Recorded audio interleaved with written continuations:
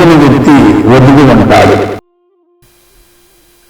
దివ్య ప్రేమ స్వరూపులారా, అల్పమైన బుద్ధులు గలవారు అందరి మీద పెత్తనం చలాయించాలని ఆరాటపడుతుంటారు. ప్రపంచం తమను గుర్తించాలనుకుంటారు.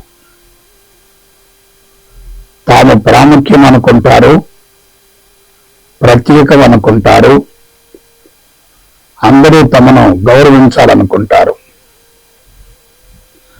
అందుకు భిన్నంగా ఏదైనా జరిగితే ఇతరులను దూషిస్తుంటారు. ఇది చాలా అధమ స్థాయి జీవితం. ఒక మనిషి ఎదగడం అంటే మనసు అనంతంగా విస్తరించడం, అందరినీ కలుపుకుపోవడం, అందరిలో కలిసిపోవడం, నేను అందరిలో ఒకడిని అని భావించడం, అందరినీ సమదృష్టితో చూడడం, హృదయ మట్టంలో జీవించడం, నేను కేవలం ఒక రేణువుని తప్ప నాకంటూ ఏమీ లేదు, నాదంటూ ఏమీ లేదని అతి సాధారణంగా, సరళంగా, సామాన్యంగా జీవించడం. అంతరంగం అనంతంగా విస్తరించే కొలది అనుకూలత పెరుగుతుంది, కుంచుకుంటే ప్రతికూలత పెరుగుతుంది. అది అన్ని విధాలా ప్రమాదకరమే. మనం డిమాండ్ చేయడం ద్వారా ఇతరుల నుండి గౌరవాన్ని పొందలేం.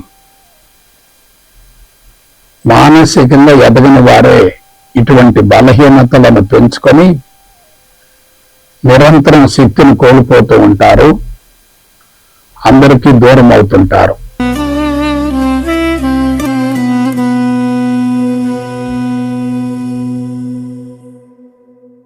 ఆర్థిక దాహం అతి ప్రమాదకరం. దివ్యాత్మ స్వరూపులారా, ప్రస్తుతం ప్రపంచమంతా ఆర్థిక పరమైన అంశాలతోనే కొనసాగుతుంది. ప్రతి రంగంలోనూ ఆర్థిక వనరులే కీలక పాత్ర పోషిస్తున్నాయి. మనుషుల మేధస్సులన్నీ ఆర్థిక పరమైన గణాంకాలతో నింపబడుతున్నాయి. ధనం ఆధిక్యతను సంతరించుకున్న చోట దివ్యత్వానికి అవకాశమే ఉండదు, ధర్మం అడుగంటిపోతుంది, దానవత్వం విలయతాండవం చేస్తుంది. ప్రస్తుత కాలమాన పరిస్థితులలో ధనం అవసరమే కానీ అదే ప్రధానం కాదు. అవసరాలు తీరకపోయినా అవసరానికి మించి ధనాన్ని సేకరించడం అన్నా అది మానసిక రుగ్మతే, అనవసర భయమే. ఆర్థిక వనరుల మీద దృష్టిని కేంద్రీకరించే వాళ్ళంతా ఆత్మీయతను, అనురాగాన్ని కోల్పోతారు. దురదృష్టం ఏమిటంటే వివాహ వ్యవస్థ కూడా ఆర్థిక పరమైన అంశాలతో ముడివడి ఉన్నందువలన అందరూ డబ్బుకు ప్రాధాన్యతనిస్తూ సంతృప్తికరమైన సంసార జీవితాన్ని అనుభవించలేకపోతున్నారు.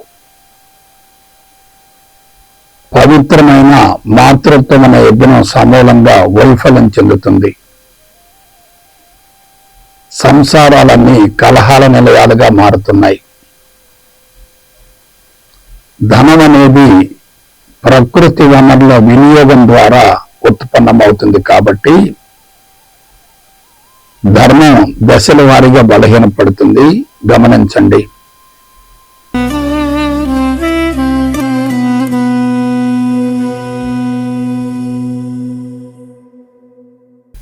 అనుమానము పెనుభూతలు.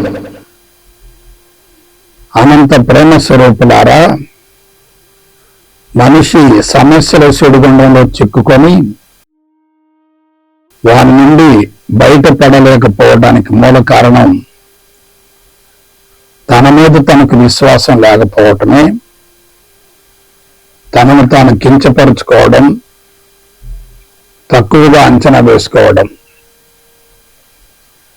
అటువంటి వారు భగవంతుని అండదండల కోసం, ఆశీస్సుల కోసం పరుగులు తీస్తుంటారు. అటువంటి వారికి భగవంతుని పట్ల కూడా విశ్వాసం ఉండదు. అనుమానం అనేది తమోగుణ సంబంధమైన అవలక్షణం. అంతరంగంలో బలహీనతలు ఉన్నవారే ప్రపంచంలోనికి ప్రవేశించడానికి సంకోచిస్తుంటారు. తమను తాము తక్కువగా అంచనా వేసుకోవడం అంటే ఆత్మహత్య సదృశ్యమే కదా. అంతకు మించిన ప్రమాదం మరొకటి ఏముంటుంది? తన చుట్టూ ఉన్న వారిని నిరంతరం అనుమానిస్తుంటే వారితో సత్సంబంధాలు కొనసాగవు కదా. భార్యాభర్తలు కూడా ఒకరిని మరొకరు అనుమానించుకుంటూ సంసార జీవితాన్ని కొనసాగిస్తే అంతకు మించిన నరకం మరొకటి ఏముంటుంది? అనుమానంతో జీవించే భార్యాభర్తలు మాతృత్వం అనే పవిత్రమైన యజ్ఞాన్ని సఫలీకృతం గావించలేరు కదా. అది ఎంత ప్రమాదకరమో ఆలోచించండి. అయితే అనుమానం అనేది అనుభవంలోకి వస్తే అది విశ్వాసంగా రూపాంతరం చెందుతుంది.